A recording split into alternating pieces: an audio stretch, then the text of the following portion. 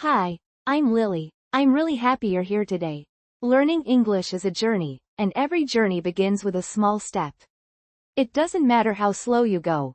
What matters is that you don't give up. Practice a little every day, speak without fear, and listen carefully. Each day you'll improve, and slowly, your confidence will grow. I'm here to support you in building your speaking and listening skills, in a simple and easy way. Remember, consistency is the secret. Let's keep learning and growing together. The secret of the sparkling sea. The little seaside town of Seabrook was famous for its calm, blue waters, and for the Miller family. 10-year-old Leo, with his mop of sandy brown hair, loved building sandcastles. His older sister, Maya, at 12, preferred collecting seashells, each one a tiny treasure to her. Their parents, Mom and Dad, were both kind and patient, always ready with a smile and a helping hand. They ran a small cafe overlooking the sea, its windows always sparkling clean, reflecting the endless blue. One sunny afternoon, while building an elaborate sandcastle, Leo discovered something unusual.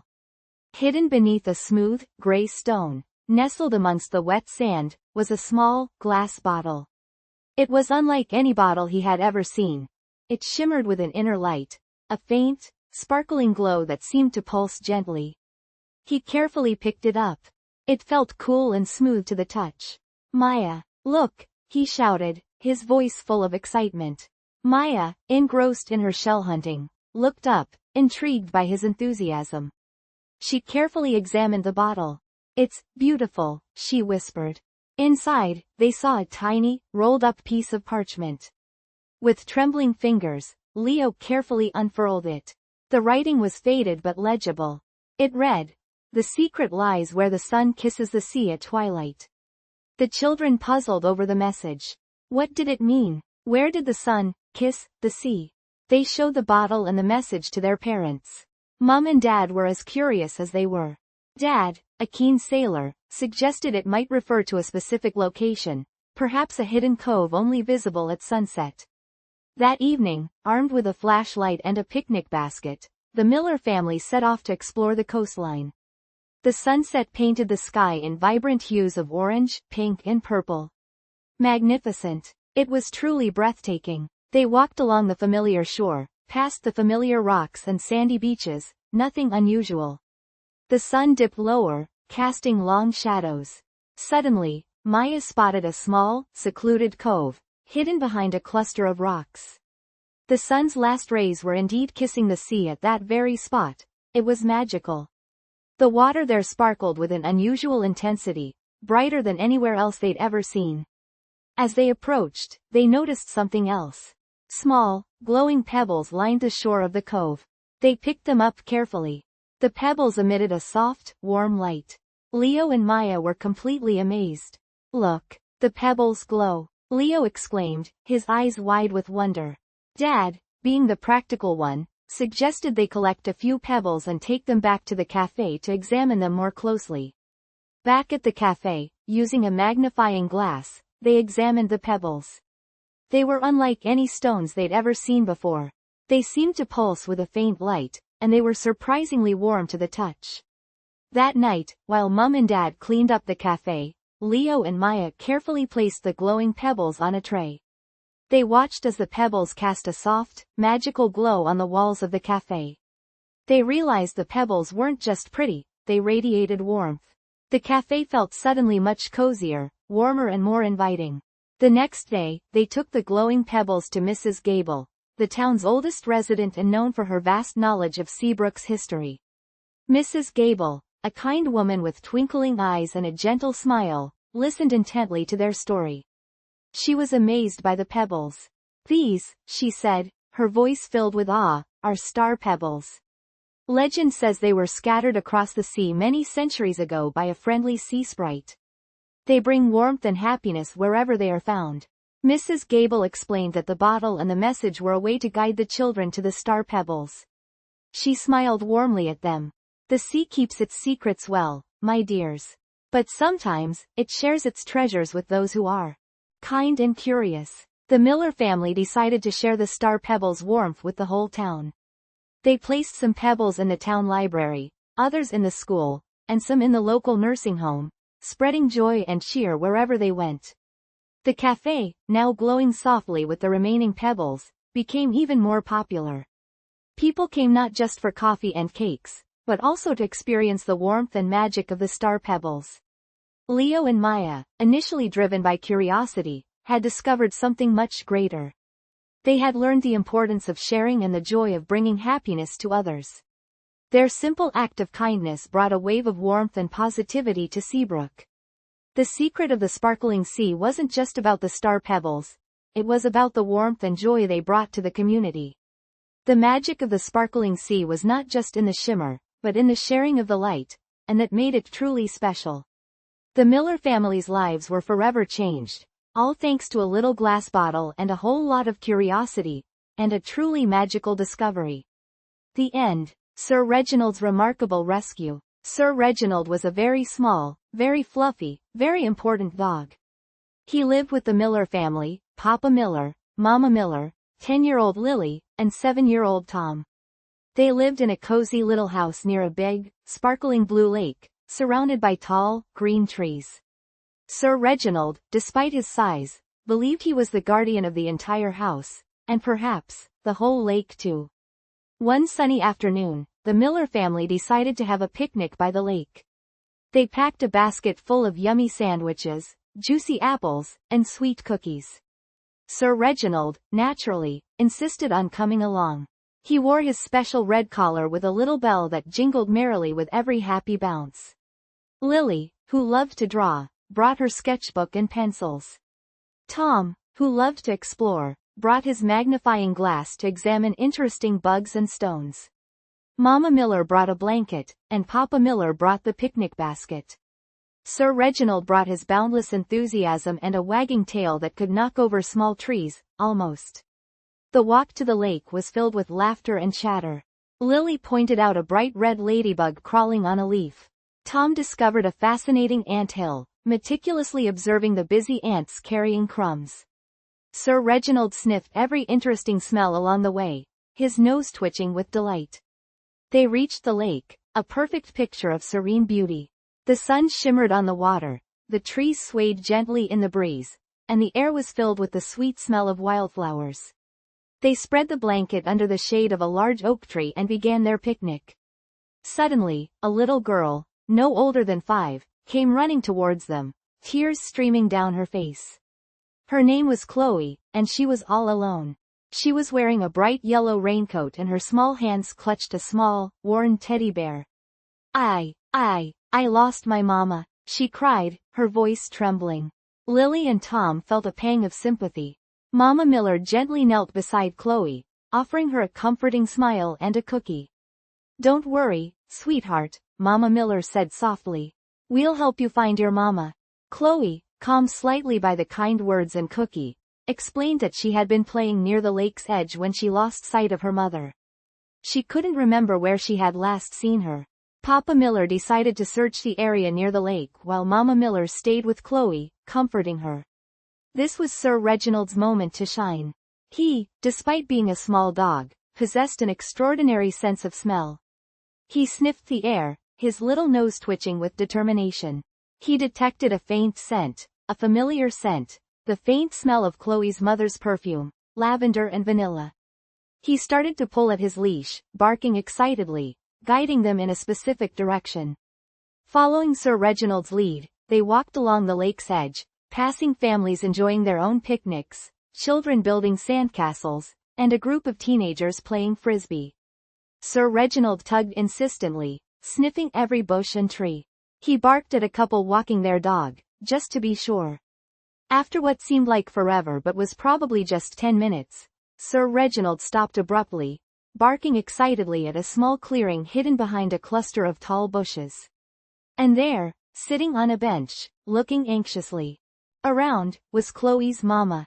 Relief washed over Chloe's face as she saw her mother. She ran towards her, her yellow raincoat a splash of sunshine amidst the green. Chloe's mama, Mrs. Peterson, was overjoyed to see her daughter safe and sound.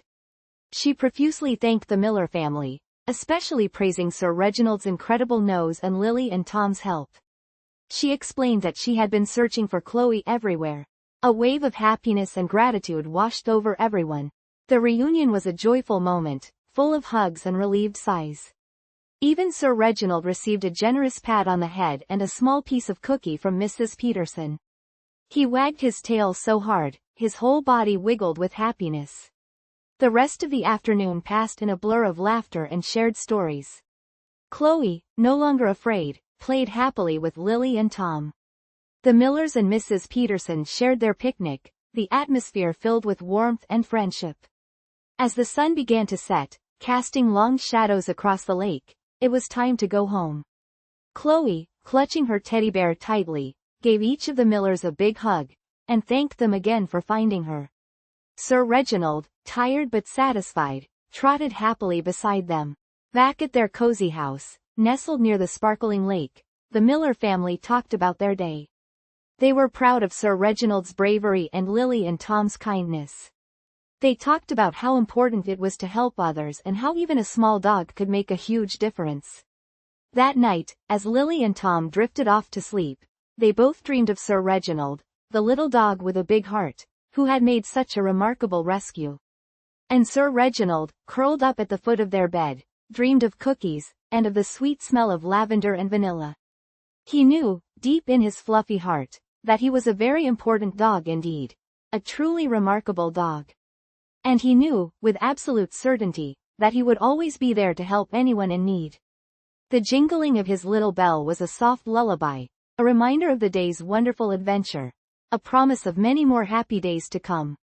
It feels wonderful knowing you're still here with me. That small decision you made, to stay and listen a little longer, is actually a very powerful one. It shows you're curious, you're patient, and you care about making yourself better. Of course, every day won't be perfect. Some days might feel slow, or frustrating. But you know what matters? That you keep showing up. And you did exactly that today. These small choices, these quiet little wins, they make a huge difference in the long run. Samantha's stellar summer. Samantha lived in a small town nestled beside a sparkling blue lake. Her house, painted a cheerful yellow, had a wide porch perfect for lemonade sipping and stargazing. Samantha, a girl with bright eyes and a giggle that could chase away any cloud, was looking forward to her summer vacation.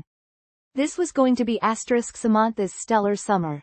Her best friend, Leo, lived just across the street.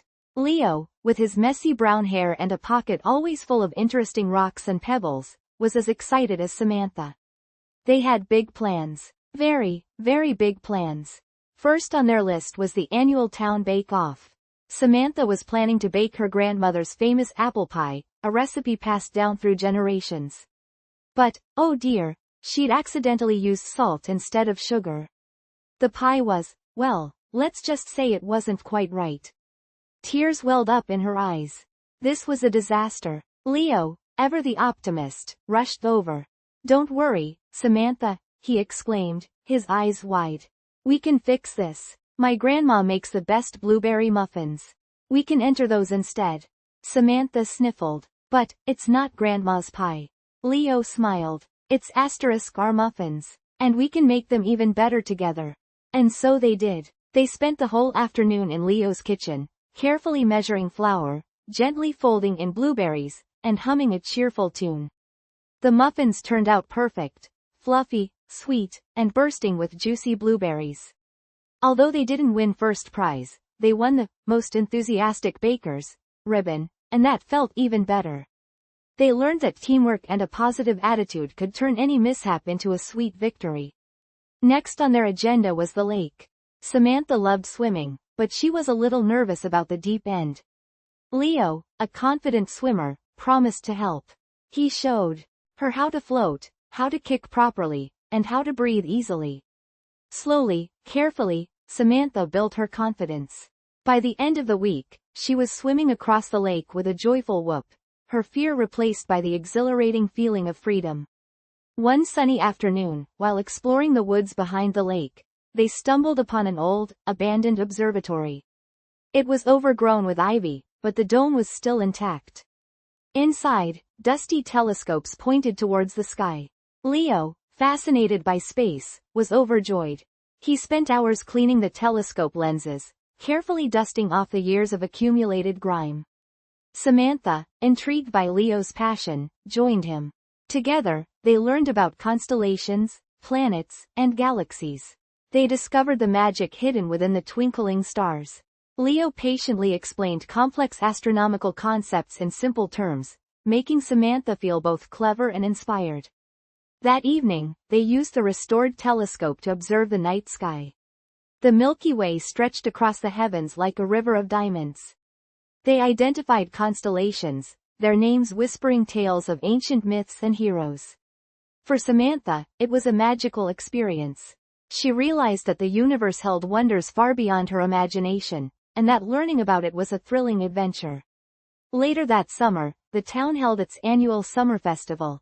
Leo, inspired by their observatory adventure, created a stunning display of constellations using colorful lights. Samantha helped him by creating informative posters explaining the myths and legends behind the constellations. Their display was a huge success, attracting people of all ages. They even received a special award for their creativity and dedication. As the summer drew to a close, Samantha reflected on all the amazing things she had accomplished. She had overcome her fear of the deep end, discovered a love for astronomy, and learned the true meaning of teamwork and perseverance. She'd learned to appreciate the simple things, the taste of freshly baked muffins, the feeling of the sun on her skin, and the thrill of exploring the vast universe. And she had done it all with her best friend, Leo, by her side. The last night of summer, they sat on Samantha's porch, sipping lemonade and gazing at the stars. A shooting star streaked across the sky, leaving a shimmering trail. Samantha smiled. This had truly been her stellar summer, a summer filled with friendship, adventure, and the sweet taste of accomplishment. And as she drifted off to sleep, she knew that next summer would hold even more exciting adventures, and maybe even another attempt at Grandma's apple pie. This time with the right ingredients. The singing sunflower's secret. Lily loved her garden. It wasn't a huge garden, just a small patch behind her little yellow house, but it was bursting with life. There were plump red tomatoes, climbing beans with tiny white flowers, and buzzing bees flitting between bright purple lavender bushes. But Lily's favorite was a sunflower, taller than she was, with a face like the sun. This sunflower, however, was special. It sang. Every evening, as the sun dipped below the horizon, painting the sky in shades of orange and pink, the sunflower would hum a sweet, gentle tune. It wasn't a loud song, more like a soft whisper on the breeze. A secret song only Lily seemed to hear. Lily's best friend, Tom, lived next door. Tom loved building things, birdhouses, little boats, even a magnificent castle out of cardboard boxes. He always found new and interesting ways to use discarded objects, which made him very unique. One day, Tom came running into Lily's garden, his face a mixture of worry and excitement. "Lily, Lily," he cried, "my grandpa's prized pumpkin, the biggest one in the whole county, it's gone." Tom's grandpa, Old Man Fitzwilliam, was known for his enormous pumpkins. Winning the annual pumpkin contest was a tradition in their family. Lily felt a pang of sympathy for Tom. She loved Old Man Fitzwilliam's pumpkin pies. "Don't worry, Tom," she said, trying to sound brave. "We'll find it." They searched high and low. They checked behind the shed, under the bushes, even inside the old water barrel. Nothing. The sun began to set, casting long shadows across the garden. As the last rays of sunlight touched the sunflower, it began to hum its evening song. But this time, the tune sounded different. It was sadder, more worried. Lily felt a tug in her heart. She looked closely at the sunflower. Between its petals, nestled amongst the dark seeds, she saw something glinting. It was a small, shiny button. A button like the ones on Old Man Fitzwilliam's prized jacket, a unique button with a tiny engraved pumpkin. "Tom," Lily exclaimed, pointing. "Look." Tom rushed over, his eyes widening. "It's Grandpa's button. But, how did it get here?" Lily looked at the sunflower, then back at the button. She remembered how the sunflower's song had changed, mirroring her own feelings of worry. Suddenly, it clicked. The sunflower wasn't just singing, it was communicating. Carefully, Lily followed the trail of a few more tiny buttons, each one slightly farther away, leading them in a gentle curving line across the lawn. It was a path. The buttons led them to a thick patch of bushes where they eventually found Old Man Fitzwilliam's giant pumpkin hidden among the branches. It looked perfectly fine, thankfully. Tom, overjoyed, ran to tell his grandpa the good news. Old Man Fitzwilliam was so happy he gave Tom and Lily each a warm, delicious slice of pumpkin pie. He was very curious about the buttons, but no one could entirely figure out how they'd ended up on the ground. That evening, as the sunflower sang its song, it seemed brighter, happier. Lily listened carefully. She thought she heard a tiny, "thank you," woven into the melody. The next day, Lily and Tom decided to help Old Man Fitzwilliam take better care of his precious pumpkin. They built a sturdy fence around it, decorated with colorful wildflowers and shiny new buttons that Tom found, far away from the bushes. They learned that even the smallest things, a simple button, can hold significant clues and that paying close attention can solve even the biggest mysteries. They also learned that sometimes, even plants can help their friends in unexpected ways. The weeks that followed were filled with laughter, garden work, and the shared joy of Lily's singing sunflower. Tom learned how to coax the sweetest blossoms from the bean plants, and Lily showed him how to identify various types of birds visiting the garden. Old Man Fitzwilliam even showed them how to make tiny pumpkin pies, smaller versions of his famous dessert. One sunny afternoon, Lily noticed a small, handwritten note tied to the sunflower's stem. It was from Old Man Fitzwilliam.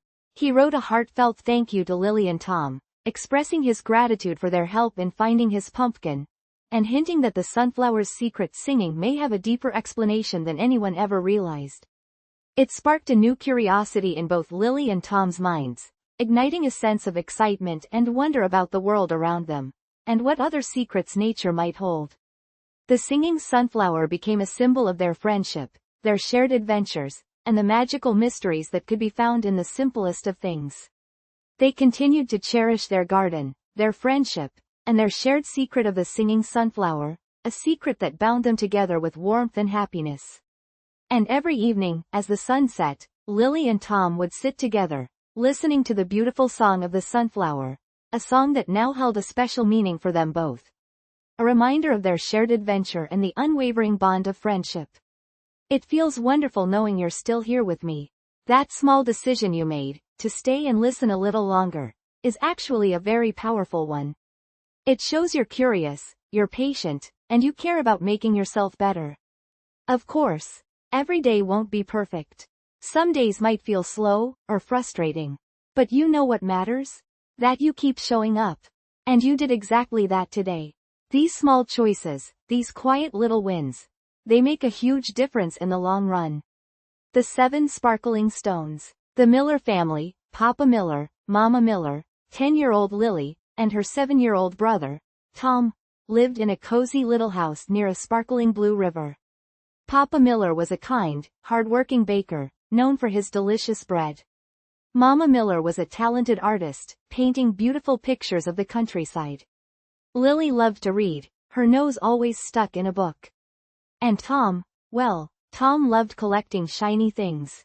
One sunny afternoon, while playing near the riverbank, Tom stumbled upon something extraordinary. 7 stones, each shimmering with a different color: ruby red, sapphire blue, emerald green, amethyst purple, topaz yellow, diamond clear, and garnet dark red. They weren't ordinary stones, they glowed softly in the sunlight. He gasped, his eyes wide with wonder. "Lily, Lily, look!" he shouted, running towards his sister. Lily, engrossed in a fairy tale, looked up, surprised by her brother's excitement. He showed her the stones, carefully holding them in his open palm. They were beautiful, almost magical. That evening, while sharing their discovery with their parents, Mama Miller noticed something peculiar. Each stone seemed to react differently to light. The ruby shone brightest in the afternoon sun, the sapphire glowed most intensely under the moonlight, and so on. Papa Miller, ever the practical one, suggested they keep the stones safe and learn more about them. The next day, Lily and Tom, with their parents' permission, started researching. They visited the town library, poring over books about geology and minerals. They learned about the different types of stones, their origins, and their properties. They discovered that these weren't just any ordinary gemstones. Each one possessed a unique story. The ruby, they learned, symbolized courage. The sapphire represented wisdom. The emerald, growth.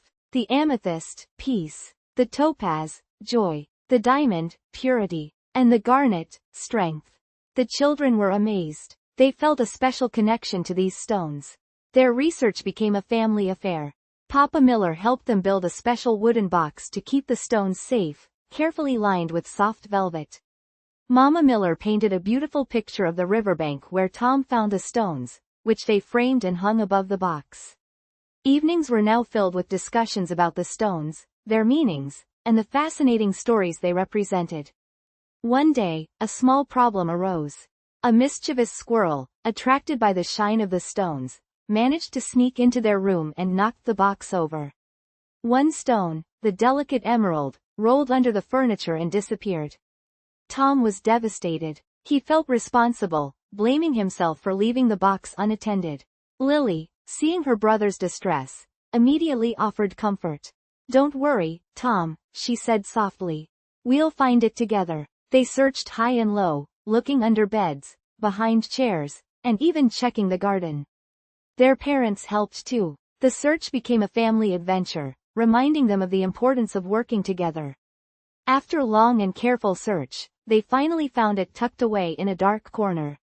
The emerald, although slightly scratched, still shone its beautiful green light. Tom felt a wave of relief wash over him. He learned a valuable lesson about responsibility and the importance of keeping precious things safe. Lily learned something too. She realized that her brother wasn't just a mischievous 7-year-old, but a caring and sensitive boy who deeply loved his family and his special treasures. Their bond as siblings strengthened. The finding of the emerald was a joyous occasion. The whole family celebrated with a delicious cake baked by Papa Miller, and Mama Miller painted a new picture to celebrate their successful search. The event became a cherished memory, a reminder of their shared love and the power of teamwork. As time passed, the 7 sparkling stones became more than just beautiful gems. They became a symbol of their family's bond and their shared adventures. Each stone represented a virtue they strived to cultivate: courage, wisdom, growth, peace, joy, purity, and strength. They learned the stones weren't just about their physical beauty but also about the values they embodied. The stones became a reminder that even small challenges could bring them closer together, and that family love could overcome any obstacle. Years later, when Lily and Tom grew up, they kept the stones, carefully stored in the same wooden box, a cherished heirloom passed down through generations. The 7 sparkling stones, along with the countless memories they held, were a testament to a family's love, resilience, and the enduring power of shared experiences. And every time they looked at the stones, they were reminded of their childhood adventures, and of the many important lessons they had learned along the way, lessons about family, responsibility, and the incredible magic found in the everyday. Sunny's Super Science Project. Sunny lived in a small, sunny town called Meadowbrook. Her house was nestled beside a whispering willow tree, its branches swaying gently in the breeze. Sunny loved exploring the meadow behind her house, filled with wildflowers and buzzing bees. She loved science even more. This year, her class had a big science fair, and Sunny was excited. She wanted to win the gold star. Sunny's best friend was a playful golden retriever named Pip. Pip was always by Sunny's side, his tail wagging enthusiastically whenever she was working on her projects. This year, Sunny's science project would be something very special. Something involving Pip himself. She wanted to show everyone how smart dogs really were. The initial challenge was deciding on an experiment. Sunny spent hours in her cozy room, surrounded by stacks of books on animal behavior. Pip, naturally, was right there with her, occasionally nudging her hand with his wet nose. Seeking a belly rub, of course. She considered teaching Pip tricks, but that seemed too simple. Then, she had an idea. A brilliant idea. She would teach Pip to recognize different types of flowers. Sunny started by carefully gathering several wildflowers from the meadow. She chose daisies, buttercups, and bluebells, each distinctly different in color and shape. She laid them out on the kitchen table, creating a little colorful display. Pip watched with intense curiosity. Sunny spent days patiently showing Pip each flower, saying its name clearly and repeatedly. "This is a daisy, Pip." "A daisy," she'd say, pointing to the flower. Pip would sniff the daisy, his ears perked up, clearly interested in the game. However, progress was slow. Pip was a quick learner, but understanding the difference between a buttercup and a bluebell proved more challenging than Sunny had anticipated. She began to feel frustrated. She questioned herself, wondering if her project was too ambitious. Tears welled up in her eyes. Seeing Sunny upset, Pip nudged her hand again, his big brown eyes full of concern. Sunny's mom, a kind and patient woman, saw Sunny's distress. She knelt beside her daughter, offering a warm hug. "Sometimes, Sunny," her mom said softly, "things take longer than we expect. It's okay to feel frustrated, but don't give up. Let's try a different approach." Mom suggested using treats as rewards when Pip correctly identified a flower.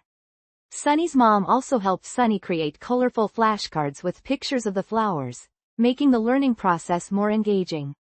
With a renewed sense of purpose and a little help from her mom and Pip's enthusiasm for treats, Sunny continued her experiment. It helped that Pip loved treats very much. Slowly but surely, Pip started showing remarkable progress. He began to associate the names of the flowers with their appearance. At first, he would just sniff the flowers, but soon he started to paw at the correct flower when Sunny asked him, "Which one is the daisy, Pip?" In the week leading up to the science fair, Sunny practiced tirelessly with Pip. Pip's success rate steadily increased, and his understanding was clearly evident in his eager responses. Pip even learned to distinguish between a daisy and a dandelion, a notoriously difficult pair of flowers. Sunny felt her confidence grow with every successful trial. The day of the science fair arrived, sunny and bright. Sunny felt a mix of excitement and nervousness. Pip, sensing her anxiety, licked her hand reassuringly. Her project display was colorful and eye-catching. She had created a small meadow-like setting with the flowers carefully arranged. She explained her project to the judges, detailing her approach, challenges, and Pip's impressive results. The judges watched with genuine interest as Sunny tested Pip. Each time, Pip successfully identified the flowers, earning him excited praises and happy yips. The audience cheered. There was a moment where Sunny feared Pip might get confused. A little girl in the audience accidentally dropped a similar-looking yellow flower near the buttercups. Pip paused, sniffing the new flower with intense concentration. Sunny held her breath, but then, Pip confidently pointed to the correct buttercup. The relief washed over Sunny like a warm wave. To everyone's delight, including Sunny's, Pip correctly identified every flower. The judges were impressed by Sunny's innovative project and Pip's amazing ability. Sunny's hard work and dedication paid off. She had demonstrated not only the intelligence of dogs but also the power of patience and persistence. Later that day, Sunny received the gold star, and a big, sloppy kiss from Pip. She was overjoyed. It wasn't just about winning, it was about the journey, the bond she shared with Pip, and the valuable lessons she learned about perseverance and believing in herself. Back home, under the whispering willow tree, Sunny snuggled with Pip, sharing a delicious celebratory treat. The setting sun cast long shadows, painting the meadow in warm hues, marking the end of a wonderful, successful day. The memory of winning the gold star, and the adventure of teaching Pip, would forever be a happy highlight in their shared story. And Sunny knew that with her hard work, persistence and Pip's help, there would be even more exciting adventures to come. Thank you so much for completing this video. Bit by bit, day by day, you're moving forward. Stay positive, and remember, you're capable of so much more than you think.